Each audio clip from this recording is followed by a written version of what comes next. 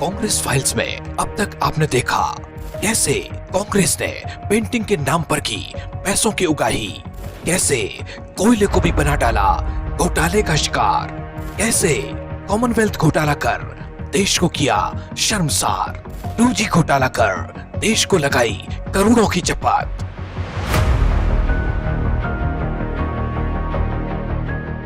कहा जाता है कि आपदा में अवसर खोजने चाहिए, लेकिन कोई दूसरा आपदा से पीड़ित हो और उसे आप निजी स्वार्थ के लिए अवसर बना लें तो उसे अपराध कहा जाता है। आदर्श घोटाले को लेकर सीबीआई की चार्जशीट में बड़ा खुलासा हुआ है।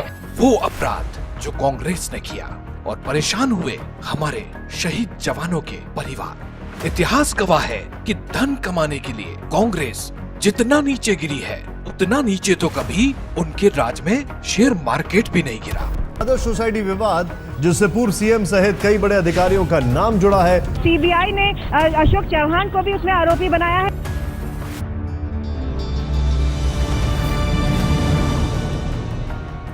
कांग्रेस ने आदर्श हाउसिंग सोसाइटी घोटाला करके उन शहीदों का अपमान किया जिन्होंने कारगिल युद्ध में देश की रक्षा की खातिर अपनी जान गंवा दी। उन्हें भरोसा था कि वो देश की खातिर जान दे रहे हैं तो देश उनके परिवार का ख्याल रखेगा, लेकिन सत्ता में बैठी कांग्रेस ने ध्यान रखने की बजाय उनसे उनके हक का घर भी छीन लिया। ये कहानी जुड़ी है 1999 के कारगिल युद्ध नायकों और शहीदों की वीरांगनाओं से, जिनके लिए दक्षिण मुंबई के कोलाबा में 31 मंजिला आदर्श हाउसिंग सोसाइटी बनाई गई थी।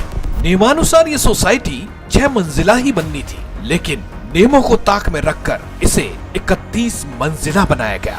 कि जो आदर्श इमारत जो खड़ी है वो अवैध तरीके से खड़ी है और इस वजह से इसको डिमोलिश करना चाहिए। बिल्डिंग तैयार होते ही आनन फानन में फ्लैटों का चुपचाप आवंटन कर दिया। शुरू से ही इस प्रोजेक्ट को शक भरी निगाहों से देखा जा रहा था। कुछ लोग कभी कभी घोटालों का जिक्र करते थे, लेकिन हकीकत सामने आई साल 2010 में, जब एक आरटीआई से पूरे देश को कांग्रेस के काले कारनामों के बारे में पता चला कि कांग्रेस के नेताओं, नौकरशाहों और सैन्य अधिकारियों ने अपात्र होते हुए भी इन फ्लैट्स को खुद के लिए, अपने रिश्तेदारों के लिए आवंटित कर लिया है। कांग्रेस के नेताओं ने नियम तो इतनी आसानी से बदले जैसे नियम नहीं उनके ड्राइंग रूम के पर्दे हों।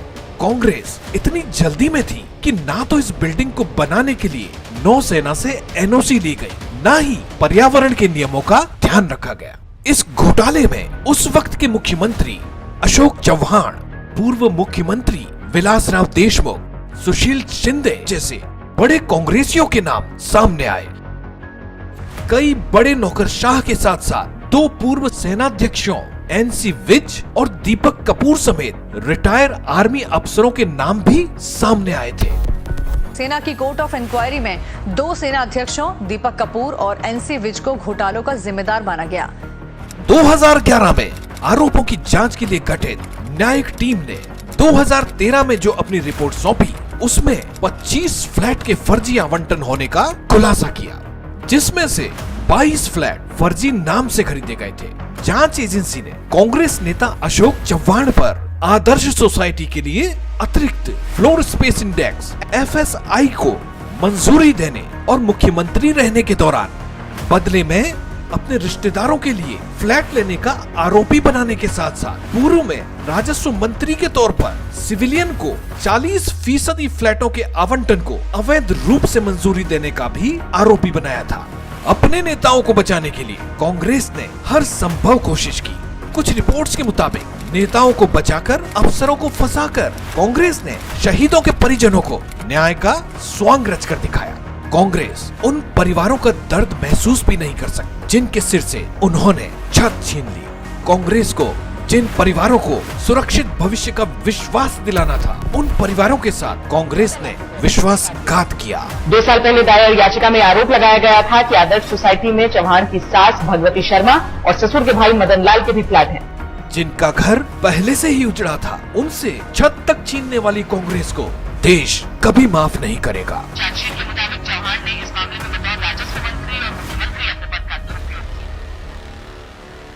कांग्रेस मतलब करप्शन के अगले एपिसोड में देखिए कांग्रेस ने घोटालों की शुरुआत 1948 में ही कर दी थी। ऑगस्टा वेस्टलैंड घोटाले में कांग्रेस के कई बड़े नेताओं के नाम का खुलासा हुआ है। वेस्टलैंड हेलीकॉप्टर सौदे के मामले में क्रिश्चियन मिशेल ने मिसेस गांधी का नाम लिया है। बोफोर्स का सौदा 1986 के मार्च महीने में हुआ था, जब तत्कालीन राजीव गांधी सरकार ने स्वीडन की एबी बोफोर्स कंपनी से 400 होवित्जर तोपें खरीदने का करार किया था।